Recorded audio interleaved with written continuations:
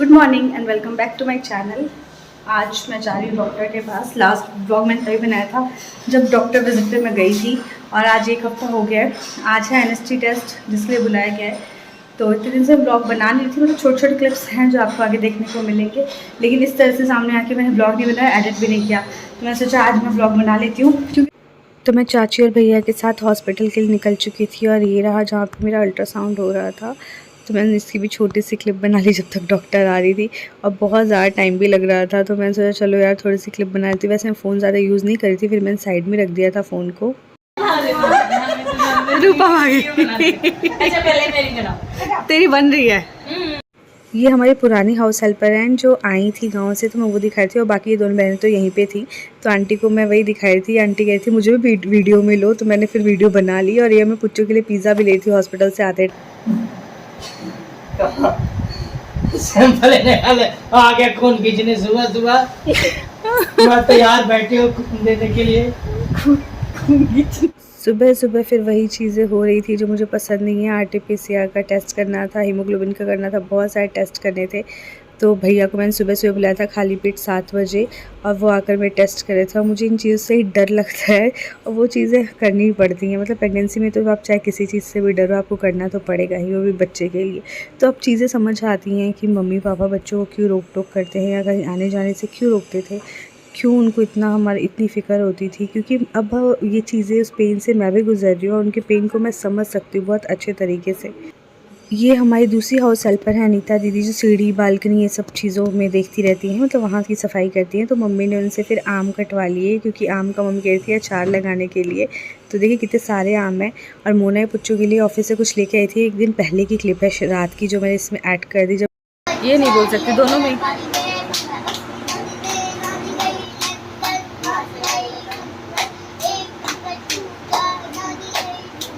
बूटा नानी गई रूट एक खंडन टूटा, नानी गई बूटा। नानी गई रूट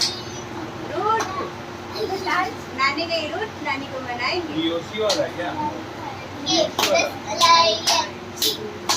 हमने खाई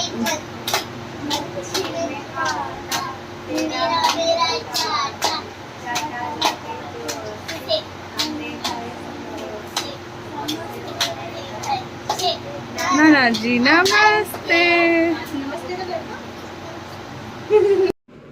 और ये भी उसी दिन की है। मैं नीचे जाके देख रही थी कि सोफ़े का कितना काम हुआ है। सोफ़े का पूरा कवर ही चेंज कर दिया उन्होंने, और अभी भी काम लगा हुआ था नीचे, बिल्कुल सोफ़े का सारे कवर वगैरह निकाल करके उसको सही किया जा रहा था।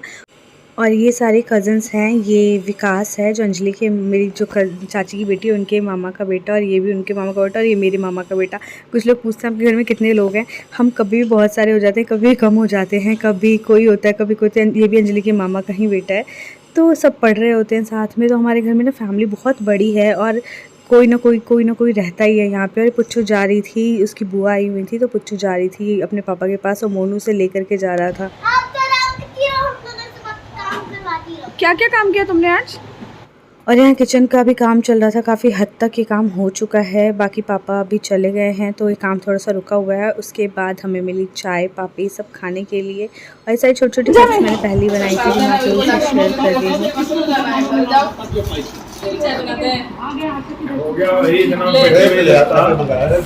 इतना कि कैंडल तो बर्थडे में लगता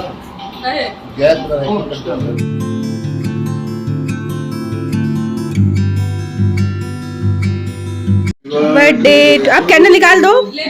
हैप्पी बर्थडे। मेरा धोती कट गया।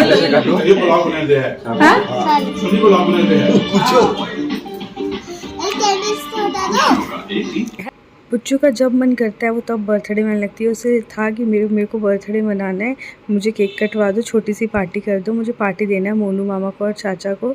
और फिर उसने ज़िद करके पार्टी करी, और वो उसी में खुश है कि मेरा केक कटवा दो। मेरा कभी भी बर्थडे हो जाता है उसका, और सबको केक खिलाए थी। और यहाँ पे उसकी ये सारी चीज़ें जो है ना, सबको मज़ा आता है देख करके कि ये कितना ज़्यादा इन्जॉय करती है। और सिर्फ एक बर्थडे नहीं मनाया पुच्चू ने, सबसे गिफ्ट भी मांगा बर्थडे के बाद कि गिफ्ट दो।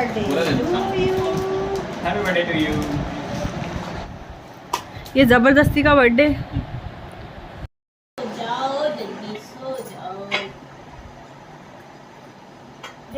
यहाँ पे रानी दीदी अपने काम में लगी हुई थी और साथ साथ गाना भी गा रही थी, तो मैंने इनको भी रिकॉर्ड कर लिया। और उसके बाद मोना ऑफिस से आई थी शाम को, तो वो पुच्चों के लिए बहुत सारी चीज़ें लेकर आई जो जो पुच्चों ने डिमांड करी थी कि मुझे ये खाना है। तो मोना और पापा जो भी हैं सब उठा कर ले आते हैं। और शाम को ही आई थी मैडम, और रात की क्लिप पर ऑलमोस्ट मम्मी वगैरह बैठे थे, हम सब बातें कर थे। मैडम जो है वो चांदनी की मम्मी है कि आज मैं डॉक्टर के पास गई थी। तो आज जो है ना डॉक्टर ने इतना दिन मेरे लिए हेक्टिक रहा, बहुत ज़्यादा। मैं 11 बजे गई थी और मैं शाम को 4:30 बजे घर आई हूँ। तो आज जाते के साथ सबसे पहले तो एनएसटी टेस्ट के लिए बुलाया था, जिसके लिए मैं गई। अब एनएसटी टेस्ट में क्या होता है, लेबर रूम में हमें भेजते हैं सीधा, और फिर कहते हैं कि वॉशरूम वगैरह जाना है तो आप चले जाओ, क्योंकि वो test almost half an hour का होता है। उसमें बच्चे की धड़कन जो है लगातार वो दिखती रहती है। फिर उसमें ना बच्चे की धड़कन लगातार वो लोग ट्रैक करते रहते हैं, और उसकी मूवमेंट कितनी होती है वो हमें पता करता है। पेपर में सब लिखा रहता है, जैसे जिस तरह से ईसीजी वगैरह की रिपोर्ट्स आती है ना, उस टाइप का कुछ, तो वैसा रिपोर्ट बनता रहता है साथ में। और फिर वो हमें डॉक्टर को दिखाना होता है। तो मुझे आधा घंटा लग गया था। वो कुछ पेट पे लगाते हैं और ट्रैक करते हैं, तो थैंक गॉड धड़कन वगैरह सब कुछ अच्छी थी, फिर मूवमेंट्स भी सही थे। उसके बाद डॉक्टर को रिपोर्ट दिखाने जाना था। फिर डॉक्टर को जब मैं रिपोर्ट दिखाने गई, तो डॉक्टर जो है हमारा अल्ट्रासाउंड करके देखती है, जो खुद से देखती है। जो मेरी डॉक्टर है वो हमेशा खुद से देखती है अल्ट्रासाउंड करके, तो उसने देखा। फिर एक इंटरनल चेकअप होता है जो थोड़ा पेनफुल भी होता है ऑफ कोर्स। तो जो मेरा फर्स्ट टाइम में नहीं हुआ था, पर सेकंड टाइम में हुआ, क्योंकि मैं ऑलमोस्ट 37+ वीक में गई हूँ। ऐसे तो मैं 36+ वीक में हूँ, पर बेबी ग्रोथ के हिसाब से वो 37+ हो गया है, क्योंकि जैसे ग्रोथ होती है बेबी की वैसे देखा जाता है, उस हिसाब से अल्ट्रासाउंड की रिपोर्ट आती है।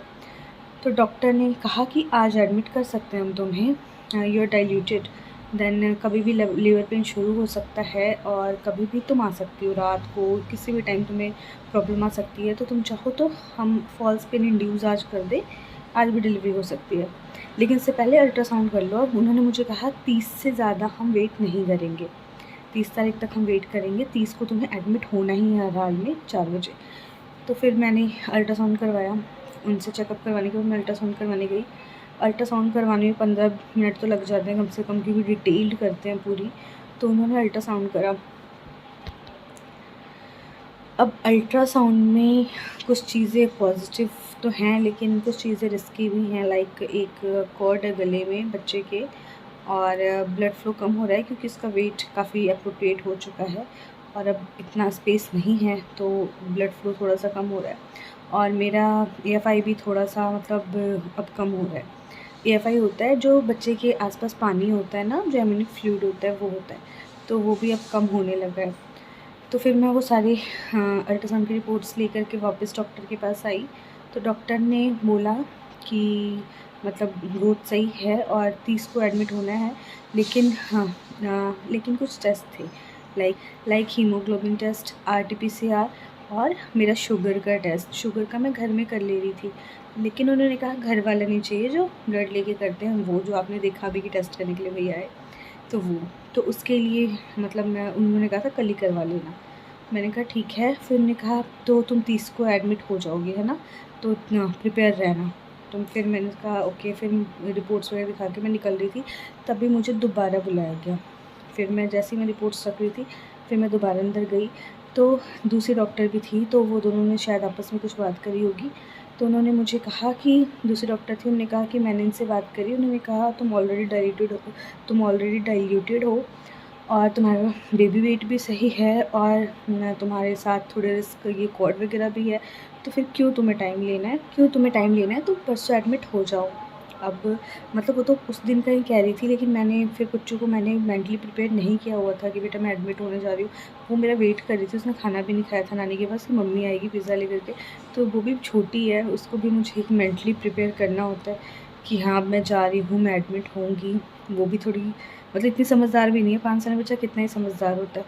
फिर वो सोई भी नहीं थी जब मैं आई, तो फिर मेरे पास आकर के वो सोई। तो जब उसको वैसे तो खा पी लेगी जब उसको पता है कि मम्मी घर पे है, लेकिन उसको यही पता चल जाए मम्मी बाहर गई है और मुझे छोड़ के गई है कहीं, तो फिर उसके नखरे चालू रहते हैं। तो मैंने सोचा कि आज नहीं, मैं उसको पहले एक बार बोल कर आ जाऊँ, उसको समझा कर आ जाऊँ। फिर मैंने परसों का टाइम आ गया, क्योंकि टेस्ट भी करना था, तो मुझे थोड़ा सा टाइम चाहिए था। तो फिर मैंने परसों का टाइम मांगा, तो उन्होंने कहा ठीक है, वैसे तो नॉर्मल के चांसेस हैं पूरे नो डाउट, लेकिन एक कोड की वजह से कभी कभी ऐसा होता है कि उससे हार्ट रेट में कुछ फ्लक्चुएशन होती है, वो चेक करते रहते हैं, तो इमरजेंसी सी भी कर सकते हैं। तो अब मुझे समझ नहीं आ रहा कि मैं इसका रिस्क लूँ कि नॉर्मल भी इंड्यूस करेंगे पेन, ये क्योंकि पेन आया नहीं है नॉर्मल मुझे, तो इंड्यूस करेंगे, और पेन इंड्यूस करने का जो प्रोसेस है वो बहुत ही ख़तरनाक है। वो मतलब कि आधी जान तो वही ले लेता है, और पेन इंड्यूस करने के बाद भी ये पक्का नहीं है कि आपको पेन आएगा ही आएगा। उसके बाद फिर दोबारा से अगर नहीं आया तो दोबारा से इंड्यूस करते हैं, मतलब 3 बार कम से कम वो ये करते हैं कि इंड्यूस करके देखते हैं। उसमें कुछ जेल सा होता है जो बच्चेदानी में वो लगाते हैं अपने हाथों से, तो बहुत ही पेनफुल होता है। और 3 बार में भी अगर नहीं हुआ तो फिर सी की तरफ जाते हैं उतना पेन झेलने के बाद। तो मैं बहुत कंफ्यूज्ड हूँ कि मुझे क्या करना चाहिए, क्या नहीं करना चाहिए, क्या मुझे उससे। और फॉल्स पेन जो होता है वो दोनों के लिए स्ट्रेसफुल होता है, चाहे मम्मी हो चाहे बच्चा हो, क्योंकि हमें पहले से पता है कि दर्द तो है नहीं, हमें दिया जाएगा। तो ये मतलब जैसे फर्स्ट प्रेगनेंसी में ना मैं बिल्कुल पैनिक नहीं थी, पर इस टाइम मैं पैनिक तो नहीं हूँ, मैं बहुत कोशिश कर रही हूँ कूल एंड काम रहने की, बीपी जो है फ्लक्चुएट ना करे मेरा। लेकिन ये होता है ना कि आपको पता है कि आप किस प्रोसेस से गो थ्रू होने वाले हो, तो एक डर तो रहता है ऑब्वियसली, और वो डर है भी। तो मेरी नींद पूरी नहीं हो रही, लाइक मैं सो रही हूँ लेकिन जैसी नींद खुल रही है मेरे दिमाग में ये चीज़ आ रही है कि मुझे जाना है, एडमिट होना है। सब अच्छा हो, भगवान से तो यही दुआ है सब अच्छा हो, लेकिन फिर भी एक डर है यार, ह्यूमन है हम, और पता होता है कि कुछ होना है तो एक टेंशन सी तो होती ही है। फिर मैं बहुत कोशिश कर रही हूँ मैं नॉर्मल रहूँ, भजन सुनती रहूँ, हनुमान चालीसा सुनती रहूँ, कुछ भी करती रहूँ, क्योंकि ये ना प्लान जब चीज़ें होती है ना तो ज़्यादा मतलब दिमाग में घूमती है। जो अनप्लान्ड सी होती है, जैसे बच्चों के टाइम सब कुछ अनप्लान्ड था, उठा, वाटर लीक हो गया, डॉक्टर के पास गई, अचानक से पेन आ गया, और 2-3 घंटे के अंदर बच्चों की डिलीवरी हो गई। वो पेन मुझे पता है, लेकिन जब फॉल्स पेन देंगे उसमें अगर वो दर्द नहीं उठा, फिर अगर वो 2-3 बार वही प्रोसेस करेंगे और दर्द उठा नहीं उठा, और फॉल्स पेन में दर्द भी थोड़ा ज़्यादा होता है, मतलब कंपेयर करें अगर हम नेचुरल पेन से, तो फॉल्स पेन में ज़्यादा होता है। और सी सेक्शन का मुझे कोई आइडिया नहीं है एक्चुअली में कि उसमें क्या होता है क्या नहीं होता है, तो कुछ नहीं पता, बस प्रे कर रही हूँ जो हो अच्छे से हो, खुद को स्ट्रॉन्ग बनाने की कोशिश कर रही हूँ कि बहुत स्ट्रॉन्ग बन के जाना है। जैसे स्ट्रॉन्ग में फर्स्ट प्रेगनेंसी में थी वैसे ही रहूँ सेकंड में भी। लेकिन ये बात है कि जब तक हमें एक्सपीरियंस नहीं होता कि वहाँ जाके क्या होगा, हमें कुछ पता नहीं होता, तो हम बहुत कूल रहते हैं कि हमें पता ही नहीं कि क्या होगा। लेकिन जो हमें पता है कि क्या होगा, जो हमें पता है कि कौन सा पेन होगा, किससे हमें गुजरना है, तो वो चीज़ें दिमाग में आ जाती हैं, कहीं ना कहीं से आई जाती हैं, चाहे हम कितना भी दूर करने की कोशिश करें। तो बस मैं प्रे कर रही हूँ, और आप लोग भी प्रे करिएगा सब कुछ अच्छे से हो, बहुत जल्दी मैं गुड न्यूज़ दूँ आप लोगों को।